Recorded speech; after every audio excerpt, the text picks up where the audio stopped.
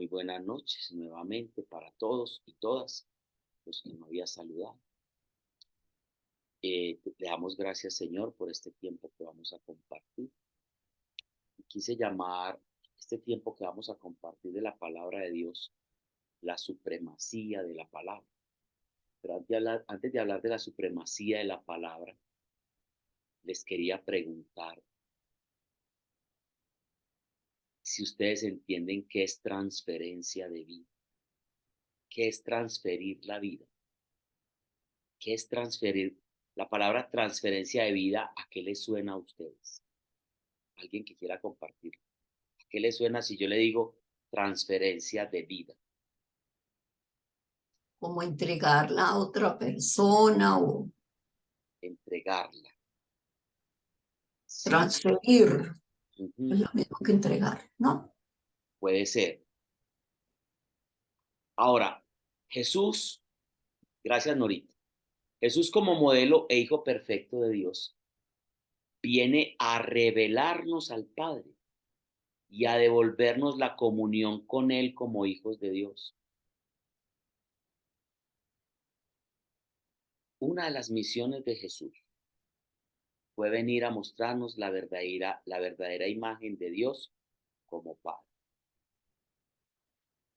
Pero Jesús no vino a mostrarnos la verdadera imagen de Dios como Padre solamente desde su vida, desde su manera de vivir, porque fue un ejemplo perfecto de hijo, ¿cierto? Pero si Él viene a mostrarnos su vida, ¿ustedes creen que con la vida de Jesús, solamente con ver sus acciones, su bondad, su amor, con eso conoceríamos la verdadera imagen del Padre? ¿O se necesitó más? Hay que imitarlo. Imitar a Jesús, sí. Y Él vino a transferirnos la vida de Él a nosotros, ¿cierto? A que en nosotros estuviera el carácter de Él, que se formara en nosotros el carácter de Cristo. Muy bien, Álvaro, sí. Pero además de imitar a Cristo, ahí estamos hablando de quién, de la segunda persona de la Trinidad, Jesucristo. Pero ahí estaríamos conociendo a quién, Jesucristo. ¿Y cómo conocer al Padre? La única manera es que Jesús viniera a hablarnos del Padre, ¿o no? ¿Cómo conoce uno al papá de una persona si no lo conoce físicamente y no puede ir a conocerlo físicamente? Una persona viene y me cuenta acerca de su papá, de quién es su papá, dónde es su papá, las luchas y las cosas de su papá, la formación académica de su papá, y nos muestra fotos y todo de su papá, ¿o no? ¿Cierto que sí? Y Jesús vino a mostrarnos la verdadera imagen de Dios como Padre, y para eso utilizó la palabra de Dios. Y para eso también utilizó parábolas. Hay una parábola muy bonita donde Jesús venía a mostrarnos una identidad, la manera de ser de su Padre. Y es la parábola del hijo pródigo, ¿se acuerdan? Ese padre que no juzga, ese padre que el hijo se va de la casa y lo espera, y cuando llega no le juzga ni le reprende, sino que le dice, qué alegría que has vuelto a la casa. Y lo abraza, lo llena de besos y todas esas cosas. Jesús quería mostrar la verdadera imagen de su Padre. En el cumplimiento de su misión, ratifica en varias oportunidades que está cumpliendo la voluntad del que lo envió. En muchas ocasiones usted va a ver a Jesús diciendo, yo no vengo aquí por cuenta mía, yo vine aquí a cumplir la voluntad de quien me envió. Y lo hizo también, que por eso ya podemos reconocer en el Creador a un Padre misericordioso y amigo con todos sus atributos, a través de la vivencia de Jesús, pero a través de los datos que Jesús nos dio de su Padre. Antes de Jesús, el hombre no tenía esa cercanía del Padre, no tenía esa imagen de ese Padre amoroso, era muy difícil conocerlo. O sea, ¿qué es transferencia de vida? Así como Jesús enseñó lo aprendido del Padre, escuchó lo que acabé de decir, tachen la palabra enseñó. Sí, aquí quiero resaltarles algo. Así como Jesús enseñó, y tachen, resalten esa palabra, enseñó. Así como Jesús enseñó lo aprendido del Padre, De igual manera, nosotros debemos revelar y transferir a Jesús con la mayor fidelidad posible. Es la única manera de cumplir con la encomienda hecha a todos de ir y hacer discípulos a todas las naciones, y también es la única manera de que el Padre esté en nosotros amando y obedeciendo a Jesús. En Juan 16:27 dice, porque el Padre mismo los ama porque ustedes me aman a mí y porque han creído que yo he venido de Dios. El discipulado entonces, que es seguir los pasos de Jesús, caminar detrás de Jesús, vivir a la manera de Jesús, incorporar el carácter de Cristo en nosotros, es la tarea de transferir de vida en vida los principios, ideales, doctrinas, y resaltemos eso, y fe enseñadas por Jesús, logrando su transformación hacia el carácter de Cristo. Escuchen lo que hay que hacer para transferir la vida de Cristo, que Él vino a transferirnos su vida a nosotros, la vida del Padre a nosotros y su vida misma a nosotros. Y nosotros queremos ayudar en esa campaña de la evangelización. Nosotros, para transferir la vida de Cristo a otras personas, debemos enseñar los principios, ideales, doctrina y fe que Jesucristo nos enseñó desde la fuente misma de la que Él sacó, no inventada ni desde el humanismo, ni desde la psicología, ni desde las ciencias humanas, sino de la fuente que Él utilizó, ¿cierto? Logrando la transformación hacia el carácter de Cristo. Recordemos que Romanos capítulo 2, 12, versículo 2 nos dice, no imiten las conductas ni las costumbres de este mundo. No imitemos las cosas que este mundo. El mundo nos está proponiendo cosas. El mundo propone cosas a través incluso de algunos ministros del mismo Dios. Pero hablan no de parte de Dios, sino de parte del mundo. Porque cuando yo hablo cosas contrarias a la verdad de Cristo, a la verdad de Dios, que está estipulada en su palabra, estoy siendo útil para el mundo, no para Dios. Y puede venir de un ministro de Dios. Y cuando digo de un ministro de Dios, puede venir incluso de un sacerdote, de cualquier otra persona, de un pastor, de un evangelista. Si no está ceñido a la verdad de Cristo, está hablando del mundo y no de Cristo. Por eso dice, no imiten las conductas ni las costumbres de este mundo. Más bien, dejen que Dios los transforme en personas nuevas al cambiarles la manera de pensar. Escuchen lo que está diciendo la palabra de Dios.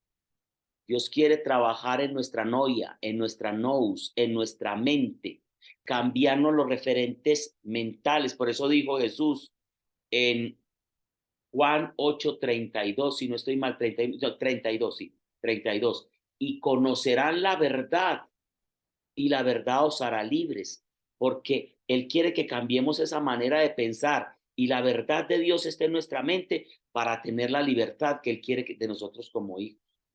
Entonces aprenderán a conocer la voluntad de Dios, sigue diciendo Romanos 12:2, para ustedes la cual es buena, agradable y perfecta. La voluntad de Dios es buena, la voluntad de Dios es agradable, la voluntad de Dios es perfecta. Así no cuadre con mi voluntad, ni con la voluntad del mundo. Les digo esto como advertencia, como lo dijo Pablo. Les advierto en Efesios 4:17. Les advierto en el nombre del Señor que ya no vivan de acuerdo al mundo, a los paganos, a los que no abrazan la fe de Dios, la verdad de Dios, a los que viven de acuerdo a las doctrinas y cosas del mundo. Ellos no gozan de la vida porque son ignorantes, creen que eso es la verdad, son ignorantes a causa de lo insensible de su corazón, se han vuelto ciegos y han cometido sin freno toda clase de cosas impuras. Y dice el versículo 20, pero ustedes no conocieron a Cristo para vivir así, si es que de veras aprendieron de Él en qué consiste la verdad. En Efesios 4:22, en ese mismo contexto, dice, por eso deben cambiar su manera de pensar, renovarse de su vieja naturaleza que está corrompida, dañada por sus malos y entenebrecidos conceptos y renovar su mente en una vida recta y pura, basada en la verdad. Y la verdad es la palabra de Dios. Ahí no hay otra cosa. Hebreos 4:12, hablando de la supremacía de la palabra, se las voy a leer, pero primero quiero decirles para dónde vamos. Hay cosas que se vuelven cliché. Hay palabras que se repiten y se repiten y se repiten y se vuelven cliché en nuestra vida y se vuelven una verdad. Y aunque tienen parte de verdad, no son una verdad absoluta. El mundo y la estrategia del enemigo de Dios es vendernos verdades a medias para que vivamos por esas verdades, las repliquemos como clichés y quitemos la verdad del evangelio. Les voy a poner un ejemplo. Muchas personas, incluyéndome a mí, hemos expresado de muchos años y quizás lo seguimos diciendo algunos, yo ya no, venga, la mejor manera de predicar es con el testimonio. Viva bien, haga las cosas bien, no le hable a los otros de nada, solamente que la gente vea la vida suya y con eso ya le predicó. Y eso es muy lindo. El testimonio del cristiano es muy bonito, pero eso no es verdad. Esa no es una verdad, porque Jesucristo no dijo, vayan y que la gente vea cómo viven ustedes para que aprendan acerca de Dios. No dije, por lo tanto, id, haced discípulos a las naciones, enseñándoles. La palabra tiene un poder que aunque el testimonio tiene tanto poder, hay mucha gente buena que no conoce de Dios. Y buenas personas que viven una vida recta a la manera de lo que uno dice, ve qué persona para vivir una vida recta. Pero si no aceptaba a Jesucristo en su corazón, se va a condenar. Y no lo digo yo, lo dice la palabra de Dios. Y lo venimos viendo en los textos que hemos compartido. Efesios 2:8 dice, ustedes no fueron salvos por obras, sino por gracia, no por las cosas que ustedes están haciendo, sino porque Cristo los salvó. Y la manera de salvarlos es que Él pagó la deuda de pecado que ustedes tenían con Dios.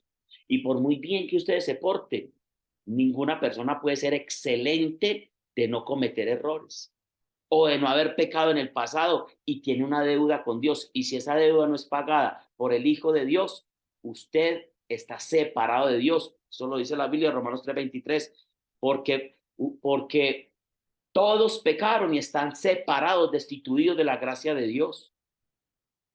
Pero Jesucristo vino y elevó un puente entre el hombre y Dios, pagó la deuda. Pero si usted no ha aceptado ese regalo de Dios que se llama la salvación, la gracia, y ha aceptado a Jesucristo como Dios y Salvador, usted todavía tiene esa deuda con Dios y todavía sigue separado de Dios, así sea una persona correcta y recta. Entonces no es el testimonio solo el que nosotros debemos hacer. Nosotros debemos predicar la palabra de Dios. Y hay varios pasajes. El más claro es Romanos capítulo 10, versículo 14 y siguiente. Inclusive desde el 12 dice, porque todo aquel que confiese al Señor, ¿cierto? Alcanzará salvación, pero ¿cómo lo van a invocar, sí o no? Si no lo conocen. ¿Cómo lo van a conocer si nadie se los predica o les enseña? ¿Y cómo van a predicar si no los manda alguien? Por eso dice la palabra de Dios, hermosos son los pies de los que anuncian la paz, las buenas nuevas de Jesús. Porque la fe viene por oír, y por oír ¿qué? El mensaje de Cristo. Hebreos 4:12, hablando de la supremacía de la palabra, dice, porque la palabra de Dios es viva y eficaz. Ahí no está hablando del testimonio, está hablando de la palabra. La palabra es viva, la palabra de Dios, la Biblia, y más penetrante que toda espada de 2 filos. Penetra hasta partir el alma y el espíritu, las coyunturas y los tuétanos, y discierne los pensamientos y las intenciones del corazón. La palabra es una herramienta imprescindible para que el hombre conozca a Dios. Segunda Timoteo 3:16 dice, toda la escritura es inspirada por Dios y es útil Subrayemos la palabra útil. ¿Cuál es la utilidad de la palabra de Dios? La palabra de Dios es útil para enseñarnos lo que es verdad y para hacernos ver lo que está mal en nuestra vida. Nos corrige cuando estamos equivocados y nos enseña a hacer lo correcto. Le estoy leyendo desde la Biblia. Estoy leyendo 2 de Timoteo 3:16. Esto no es algo que yo inventé ni escribí. Es algo de la Biblia. Estoy leyendo desde la Nueva Traducción Viviente. Les vuelvo a repetir. Toda la escritura es inspirada por Dios y es útil para enseñarnos lo que es verdad y para hacernos ver lo que está mal en nuestra vida. Nos corrige cuando estamos equivocados y nos enseña a hacer lo correcto. Dios la usa para preparar y capacitar a su pueblo para que haga toda clase de cosas buenas, de obras buenas o de buenas obras. Puede hacer lo que vea, lo que quiera, lo que oigo. Tú puedes hacer todo eso y pensar, es que eso es lo que veo de las personas buenas. Pero si eso no está en la palabra de Dios, si va en contra de la palabra de Dios, lo que usted ve, lo que quiere, lo que oiga, no es de Dios. Dice 1 Corintios 10:23-24. Ustedes dicen, se me permite hacer cualquier cosa, y eso es verdad, pero no todo les conviene. Dicen, se me permite hacer cualquier cosa, pero no todo trae beneficio. No se preocupen por su propio bien, sino por el bien de los demás. Ahora, Pablo habla del testimonio. Pablo decía en 1 Corintios 11:1, sigan ustedes mi ejemplo como yo sigo el ejemplo de Cristo. Pero Pablo presentaba a Cristo y Pablo habló del evangelio de Cristo. Estamos estudiando la carta a los romanos, que es casi el evangelio de Pablo, ¿cierto?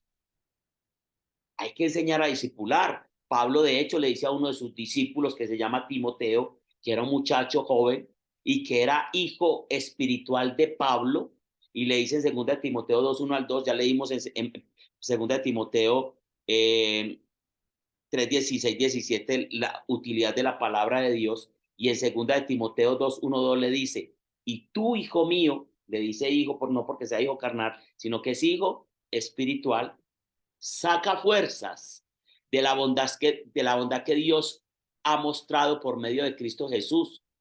Lo que me has oído decir delante de muchos testigos, encárgaselo a hombres de confianza que sean capaces de enseñárselo a otros.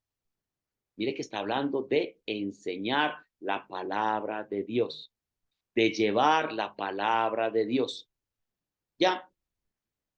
Entonces, es importante el testimonio, pero ese cliché que no predico, es que uno antoja a la gente es con el testimonio. ¿Para qué enseñarle tanto a la gente? ¿Para qué predicarle? No, vivamos bien para que la gente viva como nosotros vivimos. No, los seres humanos necesitamos la palabra de Dios.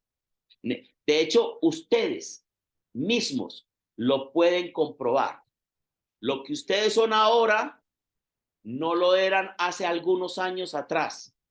Y no por el testimonio de los que ustedes conocieron como hijos de Dios, sino que el responsable de lo que ustedes son en este momento es la palabra de Dios. Es lo que han aprendido de la palabra de Dios.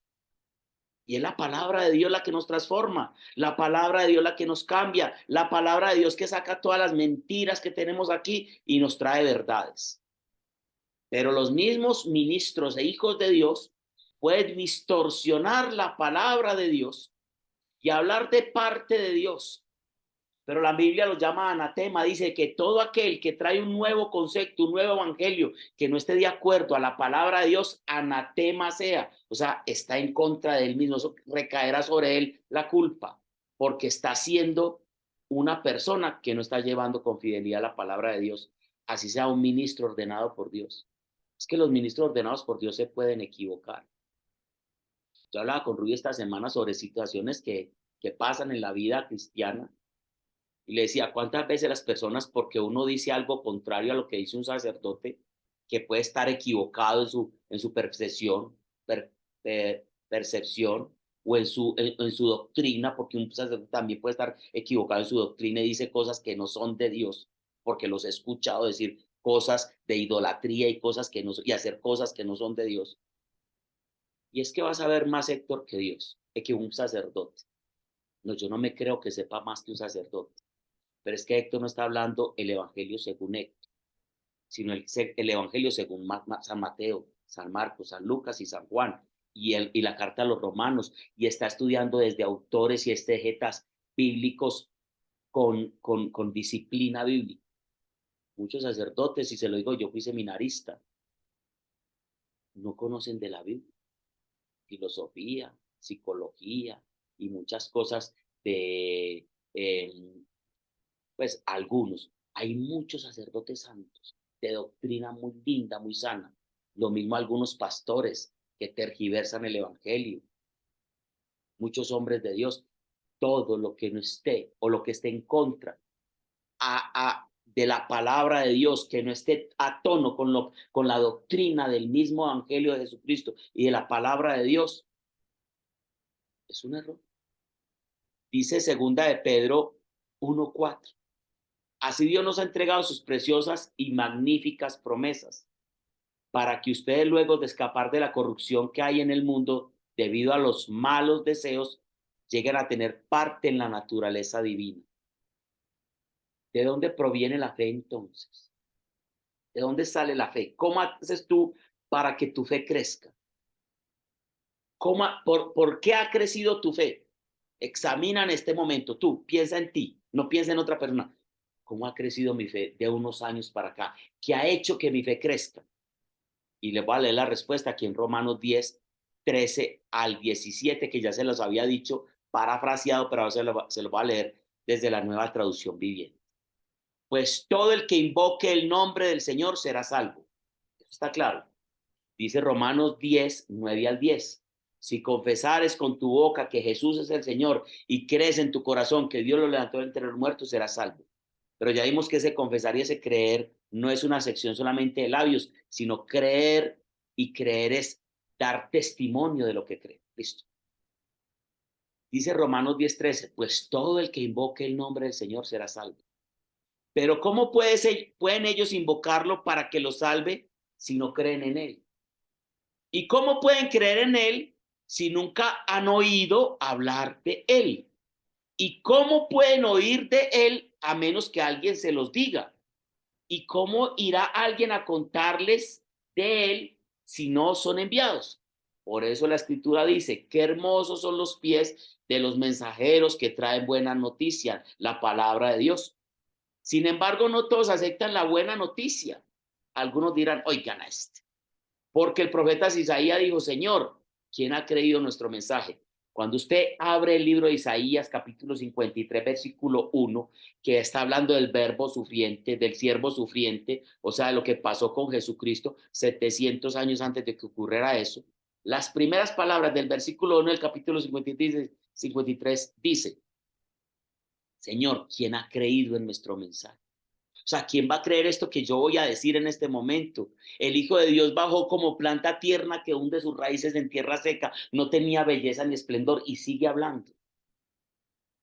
Isaías sabía que ese mensaje no iban a creerlo muchas personas, pero él la sabe el mensaje. Por eso Jesucristo habló de la semilla, ¿cierto? Que cae en diferentes terrenos. Nosotros somos responsables de esparcir la semilla. Y el versículo 17 de ese Romanos 10, para cerrarlo, dice, así que la fe viene por oír, es decir, por oír la palabra de Dios, la noticia acerca de Cristo. Entonces, con esto cerramos. Después de ser edificados por la palabra de Dios, ¿viene qué? La fe, ¿o no?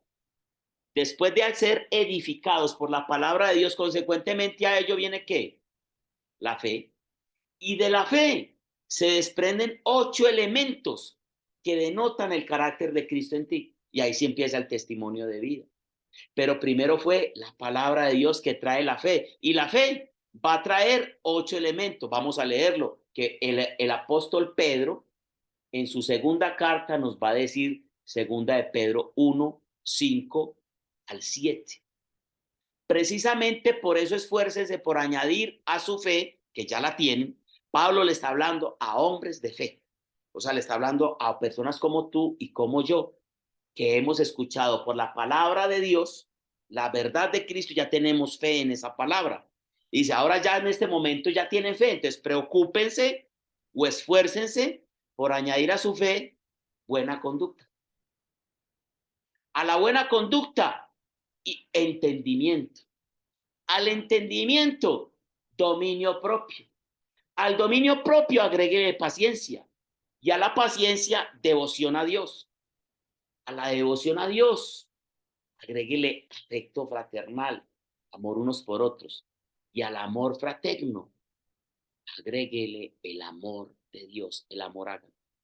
Léanlo en sus casas, segunda de Pedro 1, 5 al 7. Y nos habló de la fe, que es el primer elemento. En el desarrollo del carácter cristiano, Pedro presupone la fe. Ya sabe que nosotros tenemos fe.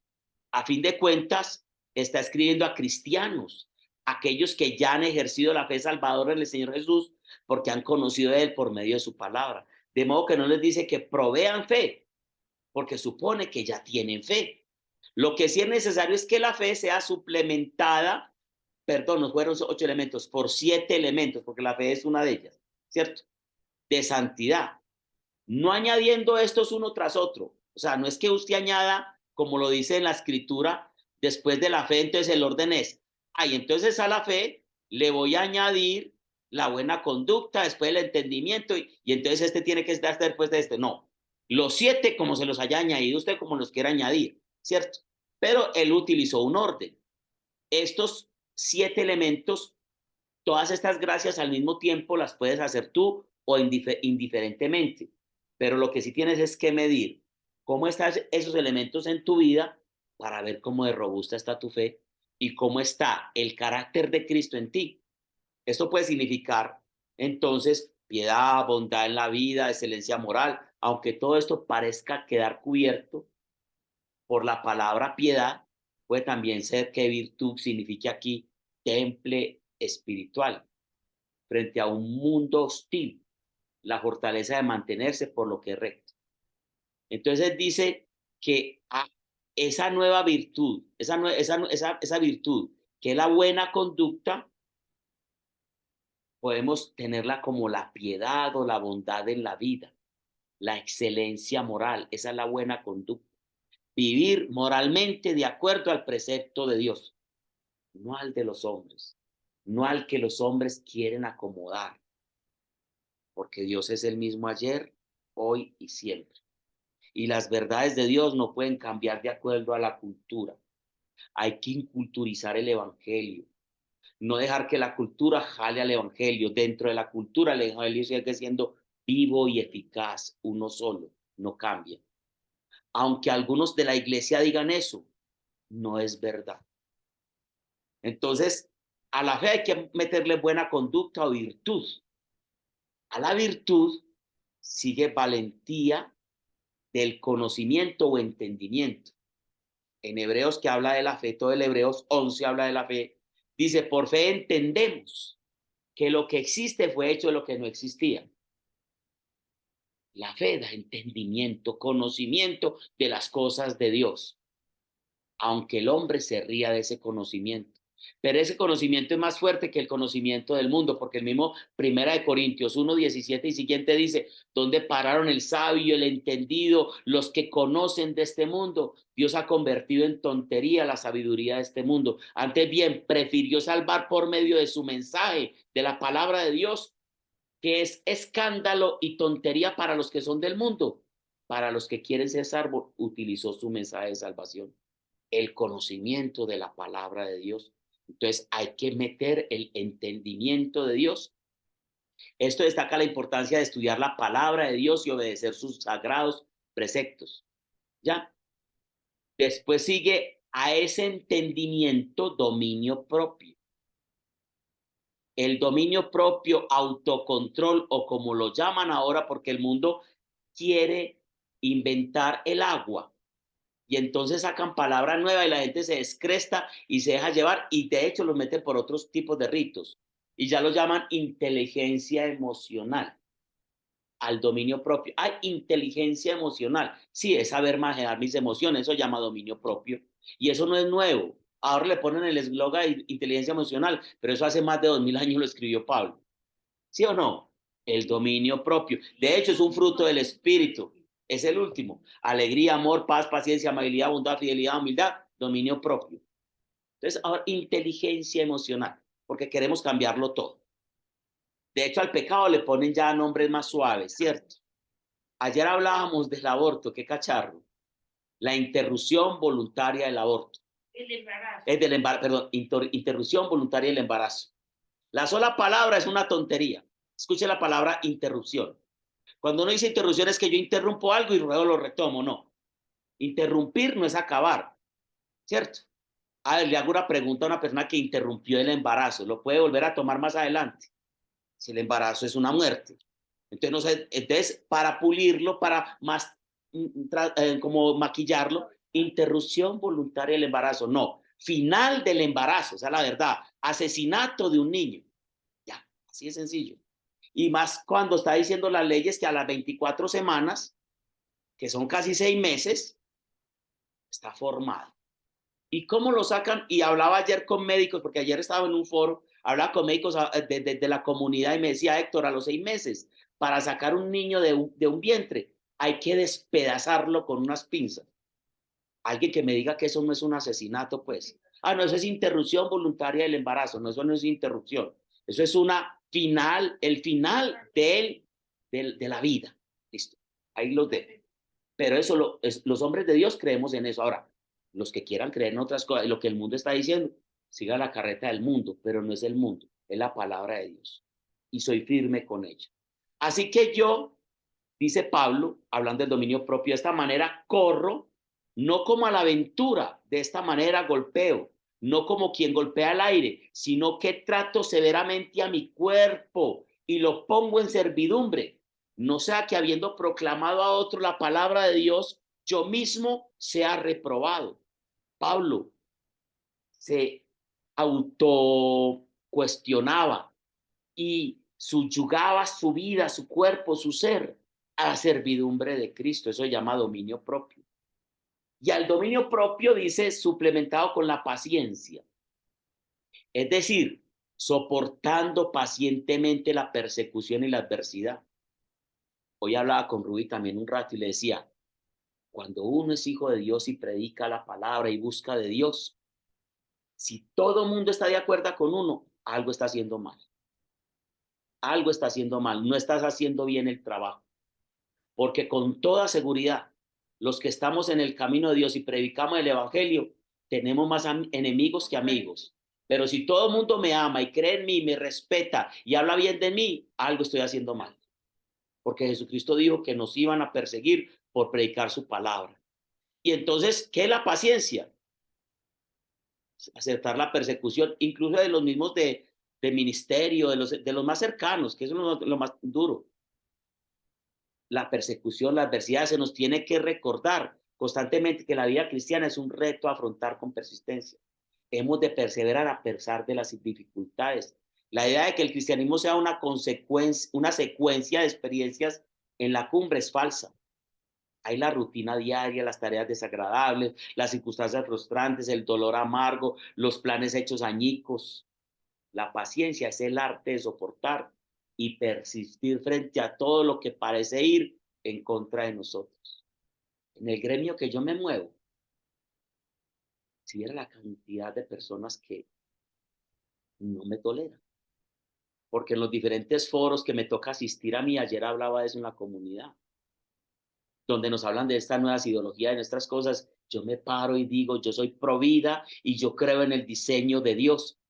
Mire, si un hombre se para ante un público en este momento, en cualquier tarima, en una universidad y todas las cosas, y dice, yo soy una niña que está acá, está presa, cautiva en el cuerpo de este hombre, pero yo me percibo una adolescente, una niña, y entonces yo quiero expresar que yo soy esto y una niña, uy, qué valiente, qué hombre tan valiente, tan guapo, haber sido capaz de expresar eso y todo.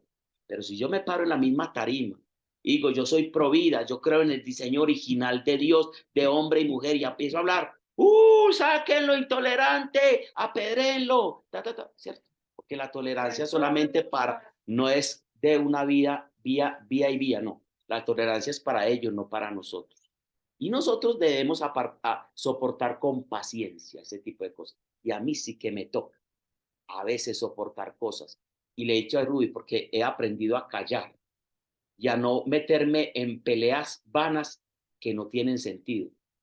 Pero cuando tengo que defender la fe, la defiendo con toda honestidad, así se vayan todas las personas de mi lado, porque yo vine aquí a agradar a Cristo, no a agradar al mundo. La siguiente virtud es la piedad. Nuestras vidas deberían reflejar a Dios con todo lo que esto significa en el camino de la santidad. Debería haber una calidad sobrenatural de tal clase en nuestra conducta que los otros sepan que somos hijos del Padre Celestial. Habían hombres tan santos, sacerdotes anteriormente tan santos. Hoy también los hay, no estoy diciendo que no. Estoy hablando de los grandes hombres que llegaron a ser santos, ¿cierto? Que decían, si este hombre es tan bueno, ¿cómo será Jesucristo? Imagine qué tan bueno era. El afecto fraternal, que no hay que hablar mucho de ello, nos identifica ante el mundo como discípulos de Cristo. De hecho, Juan dice, cierto, que el amor de nosotros, los unos por nosotros, es lo que nos identifica como cristianos. Y el último, el amor de Dios, el amor ágape, que para no hablar ni ser más explícito, lo hemos hablado muchas veces y lo pueden leer en el capítulo 13 de la primera carta a los Corintios. Todo el capítulo 13 habla del verdadero amor, del amor ágape, el que es sufrido, el que todo lo entrega, el que todo lo perdona, el que todo lo acepta, el que no va en contra, no, es el amor perfecto, el amor de Dios. Esta es la disertación que quería que tuviéramos hoy. La supremacía de la palabra, la importancia de la palabra de Dios. Debemos cada día buscar más de la palabra de Dios y llenarnos de ella. Que Dios nos bendiga, nos llene de su gracia y de su amor y que seamos grandes hombres y mujeres, que busquemos, que escudriñemos las verdades que la palabra de Dios tiene para nuestras vidas en un mundo de mentiras, de engaños, de falsedades, de nuevas ideologías. Si no estamos firmes en la búsqueda de Dios en su palabra, terminaremos como está el mundo. Padre, gracias en el nombre de Jesús por tu enseñanza, por tu amor, por tu palabra. A ti sea la gloria, la honra y el honor por los siglos de los siglos.